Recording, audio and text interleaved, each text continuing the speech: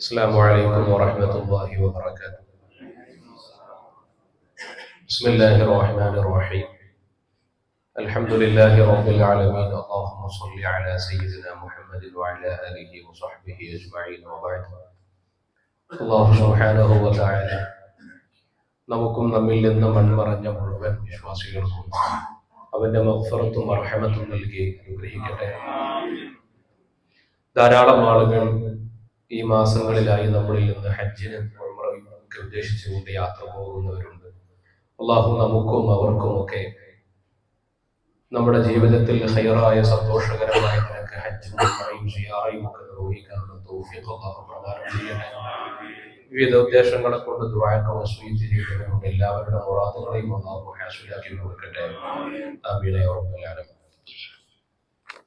ബഹുമാനമുള്ള മുഅ്മിനീങ്ങളെ,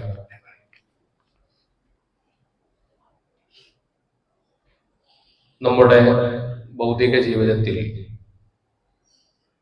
അള്ളാഹുവിന്റെ പ്രതിനിധികളായി ഭൂമിയിൽ നിയോഗിക്കപ്പെട്ട നമ്മോട് ഈ ഭൂമിയിലെ എല്ലാ കാര്യങ്ങളും ഏറ്റെടുത്ത് നടത്തണമെന്ന് അള്ളാഹു ആവശ്യപ്പെടുന്നില്ല. എന്നാൽ ഓരോരുത്തർക്കും അവരവരുടെ നിത്യജീവിതവുമായി ബന്ധപ്പെട്ടുകൊണ്ട് ചില ഉത്തരവാദിത്തങ്ങളെ അള്ളാഹു ഏൽപ്പിച്ചിട്ടുണ്ട്. കുല്ലുക്കും റായിൻ വകുല്ലുക്കും മസ്ഊലുൻ അൻ റഅയ്യതിഹി എന്ന് നബി സല്ലല്ലാഹു അലൈഹി വസല്ലം തങ്ങളുടെ പ്രഖ്യാപനം. നിങ്ങൾ എല്ലാവരും ചില ചുമതലകൾ ഏൽപ്പിക്കപ്പെട്ടവരാണ്. ഒരു ആട്ടിടയൻ തന്റെ നിയന്ത്രണത്തിലുള്ള ആടുകളെ മേക്കാൻ കൊണ്ടുപോകുന്നത് പോലെയാണ് ഈ ഭൂമിയിൽ നിയന്ത്രണം ഏൽപ്പിക്കപ്പെട്ട മനുഷ്യൻ. ഒരു ആട്ടിടയനോട് ചോദിക്കുക അവന്റെ നിയന്ത്രണത്തിലുള്ള ആടുകളെ കുറിച്ചായിരിക്കും. എന്ന പോലെ മുഅ്മിനീങ്ങളായ ആളുകളോട് അവരുടെ ഈ ഭൗതിക ജീവിതത്തിൽ അല്ലാഹു തആല അവരെ ഏൽപ്പിച്ചിട്ടുള്ള ഉത്തരവാദിത്തങ്ങളെ കുറിച്ചുള്ള ചോദ്യങ്ങൾ ഉണ്ടാകും. ആ ചോദ്യങ്ങൾക്ക് മറുപടി പറയാതെ ഒരു വിശ്വാസിയായ മനുഷ്യൻ ഒരിക്കലും നാളെ ആഖിറത്തിൽ മുന്നോട്ട് പോകാൻ കഴിയില്ല എന്നാണ്. ഏതാണ് എന്നോടും നിങ്ങളോടും ചോദിക്കുന്ന ഏറ്റവും പ്രധാനപ്പെട്ട നമ്മൾ ഏൽപ്പിക്കപ്പെട്ട ഉത്തരവാദിത്തം എന്താണ്? വിശുദ്ധ ഖുർആൻ തന്നെ നമുക്ക് മുന്നറിയിപ്പ് നൽകിയിട്ടുണ്ട്. ഖൂ അൻഫുസകും വഅഹ്ലീകും നാറ. നമ്മുടെ സ്വന്തം നഫ്സിനെയും കുടുംബത്തെയും, എനിക്ക് ഉത്തരവാദിത്വം ഏൽപ്പിക്കപ്പെട്ട എന്റെ കുടുംബത്തെയും അള്ളാഹുവിന്റെ നരകശിക്ഷയിൽ നിന്ന് രക്ഷപ്പെടുത്തുക എന്നതാണ് എന്നിൽ ഏൽപ്പിക്കപ്പെടുന്ന ഉത്തരവാദിത്വം. നോക്കൂ, എന്റെ ശരീരത്തെയും എന്റെ കുടുംബത്തിന്റെ ശരീരത്തെയും നരകത്തിൽ നിന്ന് രക്ഷിക്കുക എന്നത് എളുപ്പമുള്ള കാര്യമല്ല. പൈശാചിക ഉപദ്രവങ്ങളിൽ നിന്ന് ഞാൻ എന്നെയും എന്റെ കുടുംബത്തെയും സംരക്ഷിക്കണം. ഈ ഭൗതിക ജീവിതത്തിൽ ഓരോ സെക്കൻഡിലും തിന്മകളിലേക്ക് നമ്മൾ അറിയാതെ വഴുതിപ്പോകുന്ന ഘട്ടങ്ങൾ ഉണ്ടെങ്കിൽ എന്റെ സ്വന്തം ശരീരത്തെയും ഞാൻ നിയന്ത്രിക്കണം. എനിക്ക് ചുമതലയേൽപ്പിക്കപ്പെട്ട എന്റെ കുടുംബത്തിന്റെ, എന്റെ ഭാര്യ, മാതാപിതാക്കൾ, മക്കൾ, അവരുടെ ചുമതലകൾ കൂടി ഞാൻ ഏറ്റെടുക്കണം. അവർ നരകത്തിൽ പോകാതെ സംരക്ഷിക്കേണ്ട ഉത്തരവാദിത്വം കൂടി എനിക്കാണ്. ആ നിലക്ക് നമുക്ക് ജീവിതത്തിൽ ഒഴിച്ചുകൂടാനാവാത്ത ഉത്തരവാദിത്തമാണ്. അപ്പൊ നമ്മളോട് ആരെങ്കിലും ചോദിക്കുകയാണ് എന്താണ് ജോലി എന്ന് നമ്മൾ ചോദിച്ചാൽ നമ്മുടെ ഉത്തരം എന്താണ്? നമുക്ക് മാസം 1-ാം തീയതി ശമ്പളം കിട്ടുന്ന പണി ഏതാണോ ആ പണി മാത്രമാണ് നമ്മുടെ ജോലി. യഥാർത്ഥത്തിൽ അതൊരു തൊഴിൽ മാർഗം മാത്രമാണ്. നമ്മുടെ ജോലി എന്താണ്? ജോലി എന്ന് പറഞ്ഞാൽ ഒരു മനുഷ്യന്റെ ഉത്തരവാദിത്വത്തോടു കൂടി ചെയ്യുന്നതെല്ലാം അവന്റെ ജോലികളാണ്. നമുക്ക് നാട്ടുകാർ നമ്മളെ ഏൽപ്പിക്കുന്ന ജോലികളെക്കാൾ ബാധ്യതയുള്ള ജോലികളാണ് അള്ളാഹു നമ്മെ ഏൽപ്പിക്കുന്ന ജോലികൾ. ആ ജോലിയിൽ നമുക്ക് ഒഴിവില്ല. ഒരു ഞായറാഴ്ച പോലും നമുക്ക് ഒഴിവില്ല, ഒരു സെക്കൻഡ് പോലും ഒഴിവില്ല. ഇബ്നു മസ്ഊദ് റളിയല്ലാഹു അൻഹുവിനോട് ഇങ്ങനെ ഉത്തരവാദിത്തങ്ങളുടെ ഭാരങ്ങളെ കുറിച്ച് ആലോചിച്ച് വ്യസനിക്കുന്നത് കാണുമ്പോ സ്വഹാബികളെ കൂട്ടുകാരും ഒക്കെ ചോദിക്കാറുണ്ട്, നിങ്ങൾ എന്തിനാണ് ഇങ്ങനെ ദുഃഖഭാരം ഏറ്റെടുത്തുകൊണ്ട് നടക്കുന്നത്? അപ്പോൾ മഹാനവറുകൾ പറയുന്നൊരു മറുപടിയുണ്ട്, ഞാൻ എങ്ങനെയാണ് സമാശ്വാസത്തിൽ ഇരിക്കുക? പിശാചിന് വിശ്രമമില്ലല്ലോ. എന്റെ കൂടെ എന്നെ പിഴപ്പിക്കാൻ എപ്പോഴും നടന്നുകൊണ്ടിരിക്കുന്ന, എന്റെ കൂടെ സഞ്ചരിക്കുന്ന പിശാചിന് വിശ്രമമില്ല. പിശാചിന് വിശ്രമമില്ലാതെ ഞാൻ എങ്ങനെ വിശ്രമിക്കും? ഞാൻ ഒരു സെക്കൻഡ് വിശ്രമിച്ചാൽ അവിടെ അതിശയിക്കുന്നത് ഇബ്ലീസാണ്, പിശാചാണ്. ഒരു മുഅ്മിനിന്റെ ബോധോദയത്തിൽ ഉണ്ടാകേണ്ട ഒരു ധാരണ ഇതാണ്. നമുക്ക് പലപ്പോഴും നമ്മുടെ ജീവിതത്തിലെ ഏറ്റവും പ്രധാനപ്പെട്ട ഉത്തരവാദിത്തങ്ങൾ അതൊരു ജോലിയായിട്ട് പോലും അനുഭവപ്പെടുന്നില്ല. അത് കേവലം ടൈം പാസുകൾ പോലെയാണ്. നമ്മുടെ കുടുംബം, നമ്മുടെ മക്കൾ, നമ്മുടെ മാതാപിതാക്കൾ, ഇതൊക്കെ നമുക്ക് വലിയ ഉത്തരവാദിത്തങ്ങളാണ്. ഇതിനെക്കുറിച്ചാണ് ആദ്യം നമ്മളോട് ചോദിക്കപ്പെടുന്നത്. അതിനുശേഷമാണ് നമുക്ക് നാട്ടിലുണ്ടായ ജോലികളെ കുറിച്ചും ആ ജോലിയിലുള്ള വീഴ്ചകളെ കുറിച്ചൊക്കെ ചോദിക്കപ്പെടുന്നത് റബ്ബ് നമ്മെ ഏൽപ്പിച്ച ഉത്തരവാദിത്വം പൂർത്തിയാക്കിയോ എന്ന അന്വേഷണത്തിന്റെ ശേഷമാണ്. അവിടെയാണ് നമുക്ക് ഓരോരുത്തർക്കും ഓരോ വിശ്വാസിക്കും അവനവന്റെ മക്കളുടെ കാര്യത്തിലുള്ള ഉത്തരവാദിത്തങ്ങൾ ഉണ്ടാവുന്നത്. നമുക്കറിയാം, ഇപ്പോ ഇനി വരാൻ പോകുന്ന 2 മാസങ്ങൾ നമ്മുടെ മക്കൾക്ക് അവധിക്കാലമാണ്, വേനലവധിയാണ്. വേനലവധി എന്ന പേരിലാണ് നമ്മുടെ മക്കൾക്ക് അവധി ലഭിക്കപ്പെടുന്നത് 2 മാസം. ഈ 2 മാസത്തിന്റെ പ്രത്യേകതയുണ്ട്. കഴിഞ്ഞ 10 മാസങ്ങളിൽ നിങ്ങളുടെ കുട്ടികൾ നിങ്ങളുടെ ഇടയിൽ ഉണ്ടായിരുന്നത്, നിങ്ങളുടെ കൂടെ ഉണ്ടായിരുന്നത് ഭക്ഷണം കഴിക്കാനും ഉറങ്ങാനും മാത്രമായിരുന്നു. രാവിലെ നമ്മുടെ വീട്ടിലെ ഉമ്മമാർക്കും ഉപ്പമാർക്കും ഒക്കെയുള്ള ഡ്യൂട്ടി എന്താണ്? നമ്മുടെ മക്കൾ സ്കൂളിൽ പോകുന്ന കുട്ടികളുടെ കാര്യത്തിൽ ഒരു ഡേ കെയർ നടത്തുന്ന ആളുടെ ഉത്തരവാദിത്വം പോലെയാണ്. രാവിലെ പ്രഭാതത്തിൽ അവർ എഴുന്നേൽപ്പിക്കുന്നു, ഭക്ഷണം കൊടുക്കുന്നു, എല്ലാം കഴിഞ്ഞ് സ്കൂളിലേക്ക് പറഞ്ഞയക്കുന്നു. പിന്നെ വൈകുന്നേരം 5-6 മണിയായാൽ മക്കൾ മടങ്ങിയെത്തുന്നു. പിന്നെ അവരെ ഉറക്കുന്നത് വരെയുള്ള ചില താൽക്കാലികമായ കാര്യപരിപാടികൾ മാത്രം.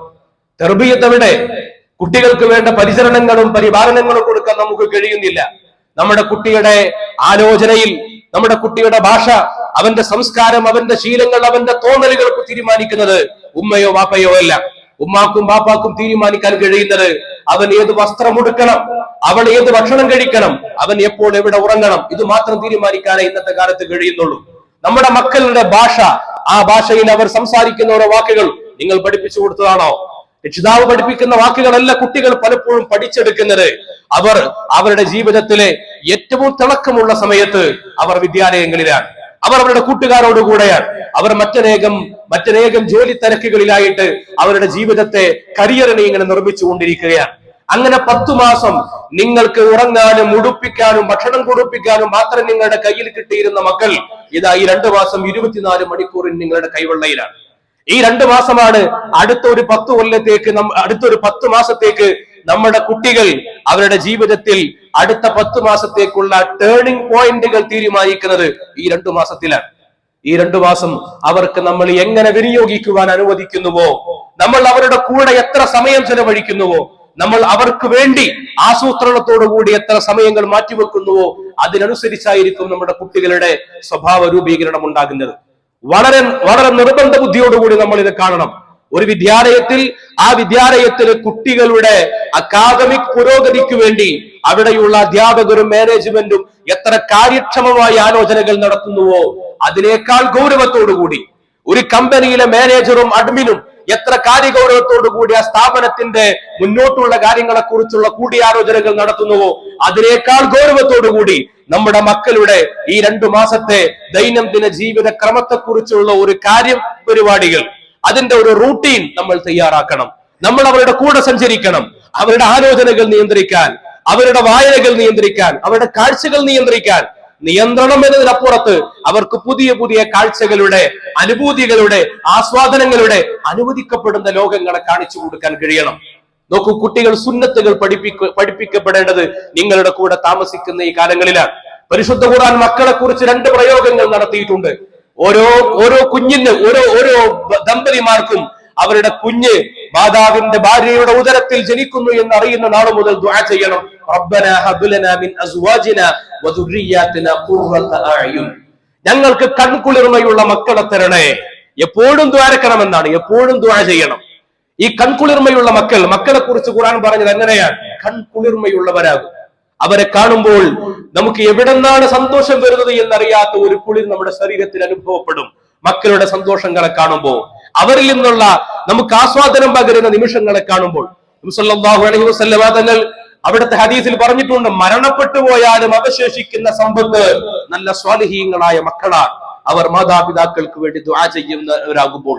എന്നാൽ പരിശുദ്ധ ഖുർആൻ തന്നെ മറ്റൊരിടത്ത് പറയുന്നുണ്ട്, യാ അയ്യുഹല്ലദീന ആമനു ഇന്ന മിൻ അസ്വാജികും വഔലാദികും അദുവ്വൻ ലക്കും ഫഹദറുഹും.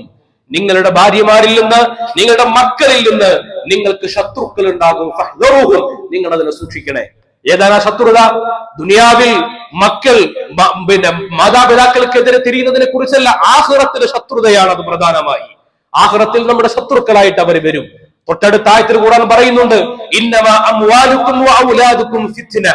നമുക്ക് ഈ ഭൂമിയിലെ സൗഭാഗ്യമായി കരുതുന്ന സമ്പാദ്യത്തെ കുറിച്ച്, സന്താനങ്ങളെ കുറിച്ച് ഖുർആൻ പറയുന്നത് അത് നിങ്ങൾക്ക് ഫിത്നയാണെന്നാണ്. 2 ഖുർആൻ തന്നെ പഠിപ്പിക്കുന്നുണ്ട്. എവിടെയാണ് ഇതിന്റെ മാറ്റം? എവിടെയാണ് ഇതിന്റെ മാറ്റം? നമ്മൾ ഏത് ഉത്തരവാദിത്ത ബോധത്തോടുകൂടി ഇതിനെ സമീപിക്കുന്നുവോ അവിടെയാണ് മാറ്റം ഉണ്ടാവുക. ഞാൻ പറഞ്ഞതിന്റെ ചുരുക്കം ഇതാണ്: നമ്മുടെ മക്കൾ ആഖിറത്തിൽ നമ്മുടെ ശത്രുക്കളാകാതെ, നമ്മുടെ മക്കൾ ഖുർആൻ പറഞ്ഞതുപോലെ നമുക്ക് ബുദ്ധിമുട്ടുണ്ടാക്കുന്ന ഫിത്നകളാവാതെ അവർ ഖുർറത്തു ഐനായി മാറണം, സന്തോഷം പകരുന്നവരായി മാറണം. എങ്ങനെയാണത്? അതിന്റെ ഒന്നാമത്തെ ഉത്തരവാദിത്വം നമുക്കാണ്. മക്കളെ മദ്രസയിലേക്ക് പറഞ്ഞേക്കണം. പക്ഷേ മദ്രസ എന്ന് പറയുന്നത് തിയറി പഠിപ്പിക്കുന്ന ഒരു സ്ഥലമാണ്. അതിന്റെ പ്രായോഗികത പൂർത്തിയാകേണ്ടത് വീട്ടിലാണ്. നോക്കൂ, നിങ്ങളുടെ കൂടെ സ്വസ്ഥമായി മക്കൾ ഭക്ഷണം കഴിക്കാൻ ലഭിക്കുന്ന അവസരമാണ് ഈ 2 മാസങ്ങൾ. അവിടെ മക്കളുടെ കൂടെ ഇരുന്ന് ഭക്ഷണം കഴിക്കണം. ഭക്ഷണത്തിന്റെ സുന്നത്തുകളെ പഠിപ്പിച്ചു കൊടുക്കണം. ഇമാം ഗസാലി റളിയല്ലാഹു അൻഹു റിയാദത്തുൽ അത്ഫാൽ എന്ന പേരിൽ അവിടെ കുട്ടികളുടെ പരിപാലനത്തിന്റെ രീതികൾ പരിചയപ്പെടുത്തുന്നുണ്ട്. കുട്ടികളുടെ കൂടെ ഒരുമിച്ചിരുന്നു കൊണ്ട് ഭക്ഷണം കഴിക്കണമെന്നാണ്. ഭക്ഷണത്തെ കുറിച്ച് കുറ്റം പറയുന്ന രീതി കുട്ടികളിൽ ഉണ്ടെങ്കിൽ പതിയെ മാറ്റിയെടുക്കണമെന്നാണ്. ഭക്ഷണം കഴിക്കുമ്പോൾ രീതികൾ പറഞ്ഞു കൊടുക്കണം. മഹാന്മാരായ സ്വഹാബികൾ പറയാറുണ്ട്, ഞങ്ങൾ ചെറിയ കുട്ടികളായിരിക്കെ, ചെറിയ കുഞ്ഞു മക്കളായിരിക്കെ നബി സല്ലല്ലാഹു അലൈഹി വസല്ലമ തങ്ങളുടെ കൂടെ ഒറ്റ തലികയിലിരുന്ന് ഞങ്ങൾ ഭക്ഷണം കഴിക്കും. ആ ഭക്ഷണം കഴിക്കുമ്പോൾ നബി സല്ലല്ലാഹു അലൈഹി വസല്ലമ തങ്ങൾ ഞങ്ങളോട് പറയും, യാ ബുനയ്യ സമ്മില്ല, പൊന്നുമോനെ ബിസ്മി ചൊല്ലുക, വകുൽ ബിയമീനിക്, വലത്തെ കൈ കൊണ്ട് കഴിക്കുക, വകുൽ മിമ്മാ യലീക്, നിന്റെ അടുത്തുള്ളത് ഇരുന്ന് എടുത്ത് കഴിക്കുക. ഞങ്ങളുടെ കൂടെ ഭക്ഷണം കഴിക്കാനിരിക്കുകയും ഞങ്ങൾക്ക് ഭക്ഷണത്തിന്റെ നിയമങ്ങളും നിയന്ത്രണങ്ങളും പഠിപ്പിച്ചു തരികയും ചെയ്യുമായിരുന്നു നബി സല്ലല്ലാഹു അലൈഹി വസല്ലമ തങ്ങൾ. നോക്കൂ, സുബഹി സമയം മുതൽ രാത്രി ഉറങ്ങുന്ന സമയം വരെ പിതാക്കൾ കൂടെ ഇല്ലെങ്കിൽ ഉമ്മമാർക്ക് അല്ലെങ്കിൽ സഹോദരങ്ങൾക്ക് അവർക്ക് വേണ്ട തർബിയത്തുകൾ കൊടുക്കാൻ കഴിയണം. നമ്മുടെ കൂടെ മുതിർന്ന കുട്ടികൾ ജമാഅത്തിൽ വന്ന് പഠിക്കട്ടെ, പള്ളിയിൽ അദബുകളെ കുറിച്ച് പഠിക്കട്ടെ, അവർ ജമാഅത്തുകൾ കാണട്ടെ, നമ്മൾ ഒരുമിച്ചിരുന്ന് ഖുർആൻ പാരായണം ചെയ്യട്ടെ, നമ്മുടെ കൂടെ ഇരുന്ന് കുട്ടികൾ ഖുർആൻ പാരായണം ചെയ്യട്ടെ. വീട്ടിൽ ആഴ്ചയിൽ ഒരിക്കലെങ്കിലും ഒരു ദുആഇന്റെ മജ്ലിസ്, ഒരു മൗലിദിന്റെ മജ്ലിസ്, ഒരു മജ്ലിസുൻ നൂറിന്റെ പേര് ഉമ്മയും ഉപ്പയും മക്കളും ഒരുമിച്ചിരുന്ന് ചെയ്യട്ടെ. എന്നിട്ട് ആ വേദിയിൽ ഉപ്പയും ഉമ്മയും അല്ലെങ്കിൽ ദുആ ചെയ്യുന്ന ഉപ്പ അവിടെ ഇരുന്നിട്ട് ഈ കുട്ടിയുടെ സ്വലാഹിയത്തിന് വേണ്ടി ദുആ ചെയ്യട്ടെ. അതാ കുട്ടി കേൾക്കട്ടെ. എന്റെ ഉപ്പ എനിക്ക് വേണ്ടി ദുആ ചെയ്യുന്നത് കേട്ടാൽ ആ ഉപ്പയെ ധിക്കരിക്കാൻ എന്റെ മനസ്സും ശരീരവും പിന്നെ അനുവദിക്കില്ല. നോക്കൂ, നമ്മുടെ മക്കൾക്ക് വേണ്ടി നമ്മൾ കരളുരുകി ദുആ ചെയ്യാറുണ്ട്. പക്ഷെ അവരത് കേൾക്കാറുണ്ടോ? അവരത് അനുഭവിക്കാറുണ്ടോ? മക്കൾക്ക് വേണ്ടി ദുആ ചെയ്യുന്ന ഉമ്മാന്റെ ഹൃദയത്തിന്റെ ഗദ്ഗതത്തെ കുട്ടികൾ കേൾക്കണം. അത് കേൾക്കുന്ന കുട്ടിക്ക് പിന്നീട് ഒരിക്കലും ആ ഉമ്മയെയും ഉപ്പയെയും ധിക്കരിക്കാൻ കഴിയില്ല. നമ്മുടെ കുട്ടികൾ ആസ്വാദനങ്ങളുടെ ലോകത്താണ്, എന്റർടൈൻമെന്റുകളുടെ ലോകത്താണ്. 2 മാസത്തെ കാലം അവർ ഏറ്റവും കൂടുതൽ അവർ ചെലവഴിക്കാൻ സാധ്യതയുള്ളത് മൊബൈൽ ഡിവൈസുകളിലായിരിക്കും. നമുക്ക് നിയന്ത്രണങ്ങൾ ഏർപ്പെടുത്താൻ പരിമിതികൾ ഉണ്ടാകും. കുട്ടികളെ അടക്കി നിർത്തണമെങ്കിൽ ഒരുപക്ഷെ അത് കൊടുക്കേണ്ടി വരും. പക്ഷെ അവിടെയും നമ്മൾ അവർക്ക് വേണ്ടത് ആസ്വാദനങ്ങളാണ്. ഏത് ആസ്വാദനത്തെയും അവർ സ്വീകരിക്കും. നോക്കൂ, നമ്മുടെ വീട്ടിന്റെ ചുറ്റുഭാഗത്തേക്ക് ഇറങ്ങിയാൽ നമ്മുടെ തോട്ടങ്ങളിൽ, നമ്മുടെ പറമ്പുകളിൽ ഈ പ്രകൃതിയിൽ എന്തൊക്കെ സന്തോഷങ്ങളുണ്ട്.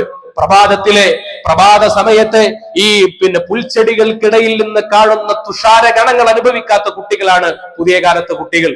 അത് കാണുന്നത് അവർക്ക് കൗതുകമായിരിക്കും. ആകാശത്ത് അമ്പിളിയെയും താരകങ്ങളെയും കാണാൻ ഒരുപക്ഷെ ഇന്നത്തെ കുട്ടികൾക്ക് അറിയുക പോലും ഉണ്ടാകില്ല. ഓരോ ദിവസം കഴിയുമ്പോഴും അമ്പിളിയുടെ വലുപ്പം മാറി മാറി വരുന്നതിനെ കുറിച്ച് പഴയകാലത്തൊക്കെ മക്കൾ കണ്ടിരുന്നു, കൗതുകത്തോടെ നോക്കിയിരുന്നു.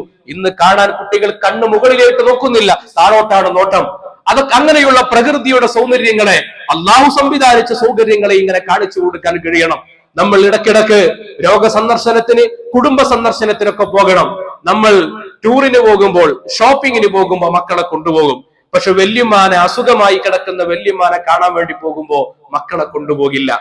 നമ്മൾ രോഗസന്ദർശനത്തിന് പോകുന്നതും അവർക്ക് വേണ്ടി ദുആ ചെയ്യുന്നതും നമ്മളുടെ ഉള്ളിൽ നിന്നുണ്ടാകുന്ന ആർദ്രതയുടെ നോട്ടവും സമീപനവും വർത്തമാനങ്ങളും കൊച്ചുകുട്ടികൾ വരെ അനുഭവിക്കണം, അത് കാണണം.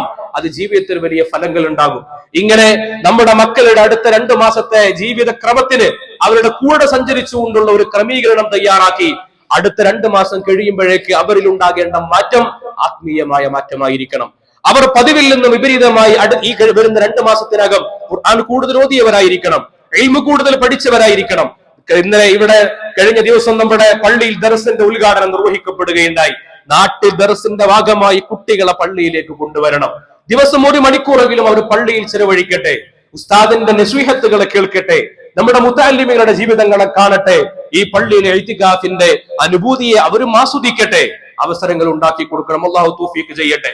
മഹാനായ അബൂ ദുജാന റളിയല്ലാഹു അൻഹു, മഹാനവർകൾ സുബ്ഹി നമസ്കാരം കഴിഞ്ഞാൽ സുബഹി നമസ്കാരം കഴിഞ്ഞ ഉടനെ ദിക്ർ, ദുആ, സ്വലാത്തുകളൊക്കെ ഇമാം നിർവഹിക്കുന്നതിന് മുമ്പേ നിസ്കാരം കഴിഞ്ഞ ഉടൻ വീട്ടിലേക്ക് മടങ്ങി പോകാറുണ്ടായിരുന്നു.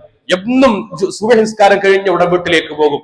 അപ്പോൾ ആളുകൾ ചോദിച്ചു, എന്തുകൊണ്ടാണ് ദുആക്ക് ഇരിക്കാത്തത്, എന്തുകൊണ്ടാണ് ദിക്റുകൾക്ക് ഇരിക്കാത്തത്? മഹാനവർകൾ പറഞ്ഞു, എന്റെ വീടിനോട് ചാരി എന്റെ സുഹൃത്തിന്റെ അയൽവാസിയുടെ വീടുണ്ട്. ആ വീട്ടിൽ നിന്നൊരു ഈത്തപ്പന മരമുണ്ട്. ആ മരത്തിൽ നിന്നുള്ള ഈത്തപ്പഴങ്ങൾ എന്റെ വീട്ടിന്റെ ഉമ്മറത്തേക്ക് വീണുപോയിട്ടുണ്ടാകും. ഞാൻ സുബഹി നിസ്കാരം കഴിഞ്ഞാൽ നേരെ എന്റെ വീട്ടിലേക്ക് പോയി ചെയ്യുന്നത്, എന്റെ വീടിന്റെ ഉമ്മറത്ത് വീണ ഈത്തപ്പഴങ്ങൾ എടുത്ത് ആ സഹോദരന്റെ തൊടിയിലേക്ക് ഞാൻ എറിഞ്ഞു കൊടുക്കുകയാണ് പതിവ്. ഇല്ലെങ്കിൽ ഞാനെങ്ങാനും പള്ളിയിൽ നിന്ന് പോകാൻ വൈകിയാൽ എന്റെ കുട്ടികൾ എടുത്തുകൊണ്ടത് ഭക്ഷിക്കാൻ സാധ്യതയുണ്ട്. എന്റെ കുട്ടിയുടെ വയറിലേക്ക് ഹറാമിന്റെ ഭക്ഷണം കടന്നു പോകാൻ സാധ്യതയുണ്ട്. അതില്ലാതിരിക്കാനാണ് സുബഹി നമസ്കാരം കഴിഞ്ഞ ഉടൻ ഞാൻ എന്റെ വീട്ടിലേക്ക് നേരത്തെ പോകുന്നത് എന്നാണ്. നോക്കൊരു മുസ്ലിമിന്റെ ഗൃഹാന്തരീക്ഷത്തെ കുറിച്ച് ആ മുസ്ലിമിന് ഉണ്ടാകേണ്ട ജാഗ്രതയാണ് ഈ ഹദീസുകളിലൂടെ നമ്മെ സൂചിപ്പിക്കുന്നത്. അള്ളാഹു തൗഫീഖ് നൽകട്ടെ. നബി സല്ലല്ലാഹു അലൈഹി വസല്ലം തങ്ങൾ പറയുന്നുണ്ട്, അള്ളാഹുവിന്റെ റസൂലിനോട് സഅദ് ഇബ്നു അബീ വഖാസ് റളിയല്ലാഹു അൻഹു ചോദിക്കുന്നു, എന്റെ ദുആക്ക് ഉത്തരം കിട്ടാൻ ഞാൻ എന്താ ചെയ്യേണ്ടത്? ഞാൻ ദുആരക്കുന്ന ദുആകൾക്ക് ഉത്തരം കിട്ടണം. മഹാനവർകളുടെ നബി തങ്ങൾ പറഞ്ഞ മറുപടി, നീ ഹലാലായ ഭക്ഷണം കഴിക്കുക, നിന്റെ ദുആക്ക് റബ്ബിന്റെ പക്കൽ ഉത്തരം ഉണ്ടാകുമെന്നാണ്. നമ്മുടെ മക്കൾക്ക് ഹലാലായ ഭക്ഷണം കൊടുക്കുകയും ആ ഭക്ഷണത്തിന്റെ ആ ത്വയ്യിബത്തിനെ പരിചയപ്പെടുത്തി കൊടുക്കുകയും ചെയ്തുകൊണ്ട് സുന്നത്തുകളിലൂടെ സഞ്ചരിക്കാൻ അവസരമുണ്ടാകുന്ന ഒരു പ്രതീതി ഉണ്ടാകണം. അള്ളാഹു തൗഫീഖ് നൽകി അനുഗ്രഹിക്കട്ടെ. നമ്മുടെ മക്കളെ ദുനിയാവിലും ആഖിറത്തിലും ഉപകരിക്കുന്ന നല്ല സ്വാലിഹീങ്ങളായ മക്കളാക്കി വളർത്താൻ അള്ളാഹു നമുക്ക് എല്ലാവർക്കും തൗഫീഖ് നൽകി അനുഗ്രഹിക്കട്ടെ എന്ന് മാത്രം ദുആ ചെയ്യുകയാണ്. ഇൻഷാ അല്ലാഹ് ഇന്ന് ജുമുഅയ്ക്ക് ശേഷം നമ്മുടെ കഴിഞ്ഞ ദിവസം മരണപ്പെട്ട പൈനുങ്ങൽ ഹംസ എന്നവർക്ക് വേണ്ടിയുള്ള തഹ്ലീൽ ഉണ്ടായിരിക്കും. അതുപോലെ ഇന്ന് മഗ്രിബിന് ശേഷം നമ്മുടെ മദ്രസയിൽ വെച്ചുകൊണ്ട് എല്ലാ മാസവും നടക്കുന്ന സ്വലാത്ത് മജ്ലിസ് ഉണ്ട്. എല്ലാ ആളുകളും സഹോദരിമാരും ഒക്കെ അതിൽ പങ്കെടുപ്പിക്കണം എന്ന് ഓർമ്മപ്പെടുത്തുകയാണ്. അതോടൊപ്പം തന്നെ നമ്മുടെ പള്ളിയിലേക്ക് ഇന്റർലോക്ക് കച്ചവടം ചെയ്യുന്ന അഫ്സൽ എന്ന സഹോദരൻ 4 ഫാന് നമ്മുടെ പള്ളിയിലേക്ക് സ്വതക്ക നൽകിയിട്ടുണ്ട്. മുകളിലത്തെ നിലയിലേക്ക് അള്ളാഹു തആല അദ്ദേഹത്തിന്റെ ഹദിയയെ സ്വീകരിക്കട്ടെ, അർഹമായ പ്രതിഫലം കൊടുത്ത് അനുഗ്രഹിക്കട്ടെ. അതുപോലെ മുഹമ്മദ് അനസ് പുറത്തൂർ എന്ന സഹോദരൻ, അദ്ദേഹത്തിന്റെ ഉപ്പ കഴിഞ്ഞ ആഴ്ച മരണപ്പെടുകയുണ്ടായി. നമ്മുടെ കുട്ടികളുടെ ഭക്ഷണത്തിലേക്ക് 5000 രൂപ ഹദിയ നൽകിയിട്ടുണ്ട്. അല്ലാഹു സുബ്ഹാനഹു വ തആല ആ ഉപ്പാക്ക് മഗ്ഫിറത്തും റഹ്മത്തും പ്രദാനം ചെയ്യട്ടെ. ആ സുദഖയുടെ വരത്തെ ആ ഉപ്പായുടെ ഖബറിലേക്ക് അല്ലാഹു തആല നിമിഷം തന്നെ എത്തിച്ചു കൊടുക്കട്ടെ. അതുപോലെ നമ്മുടെ തൊട്ടടുത്ത പ്രദേശത്ത് ഉള്ള ജാമിഅ നൂരിയ അറബിയയുടെ ജൂനിയർ കോളേജ് സ്ഥാപനമാണ് കാടഞ്ചേരിയിലെ നൂറുൽ ഹുദ സ്ഥാപനം. നമ്മുടെ ഈ നരിപ്പറമ്പിൽ നിന്ന് പോകുമ്പോൾ കാടഞ്ചേരിയുടെ വഴിയോരത്ത് തന്നെ കാണുന്ന സ്ഥാപനമാണ്, മനോഹരമായ സ്ഥാപനം. അപ്പൊ അവിടെ ജാമിഅ നൂരിയ അറബിയയുടെ ജൂനിയർ സ്ഥാപനമാണ്. 7ാം ക്ലാസ് കഴിഞ്ഞ കുട്ടികൾക്ക് പ്രവേശനം നൽകുന്ന 8ാം ക്ലാസ്സിലേക്ക് പ്രവേശനവും അതോടൊപ്പം തന്നെ ദീനി വിദ്യാഭ്യാസവും ഒരുമിച്ച് നൽകുന്ന ഒരു ദീനി സ്ഥാപനമാണ്. ആ സ്ഥാപനത്തിന്റെ പ്രിയപ്പെട്ട കൂട്ടുകാർ, അതിന്റെ വിദ്യാർത്ഥികൾ നമ്മുടെ ഇവിടെ എത്തിയിട്ടുണ്ട്, അതിന്റെ പ്രചരണാവശ്യാർത്ഥം. അപ്പൊ നിങ്ങളുടെ കുടുംബങ്ങളിലോ ബന്ധങ്ങളിലോ ഒക്കെ പരിചയത്തിൽ അങ്ങനെ ഉപരിപഠനം ആഗ്രഹിക്കുന്ന, ദീനി പഠനം ആഗ്രഹിക്കുന്ന കുട്ടികളുണ്ടെങ്കിൽ നമ്മുടെ തൊട്ടടുത്ത മഹലിലുള്ള സ്ഥാപനമാണ്. അതിലേക്ക് നിങ്ങൾ കുട്ടികളെ പറഞ്ഞയക്കണമെന്ന് സാന്ദർഭികമായി ഓർമ്മപ്പെടുത്തുകയാണ്. അതുപോലെ കൈമലശ്ശേരി മഹലിൽ നിന്ന് ഒരു സഹോദരന്റെ വളരെ സാമ്പത്തിക പ്രയാസം അനുഭവിക്കുന്ന ഒരു സഹോദരൻ, അദ്ദേഹം വലിയ ബുദ്ധിമുട്ടിലാണ്. അദ്ദേഹത്തിന് വീട് നിർമ്മിക്കാൻ വേണ്ടി സഹായിക്കണമെന്ന് ആവശ്യപ്പെട്ട് വന്നിട്ടുണ്ട്. നിങ്ങൾ എല്ലാവരും അവർക്ക് വേണ്ട സഹായങ്ങൾ കൊടുക്കണമെന്ന് ഓർമ്മപ്പെടുത്തുകയാണ്. അല്ലാഹു നമ്മുടെ എല്ലാ പരിശ്രമങ്ങളെയും ഉദ്യമങ്ങളെയും സ്വീകരിക്കട്ടെ. എല്ലാ കാവലും നൽകി നമ്മെയും പ്രത്യേകിച്ച് നമ്മുടെ പ്രവാസികളായ സഹോദരങ്ങളെയും റബ്ബിന്റെ ഹിഫ്ള് കൊണ്ട് അവന്റെ സലാമത്ത് നൽകി അനുഗ്രഹിക്കുമാറാകട്ടെ. അസ്സലാമു അലൈക്കും വറഹ്മത്തുള്ളാഹി വബറകാതുഹു.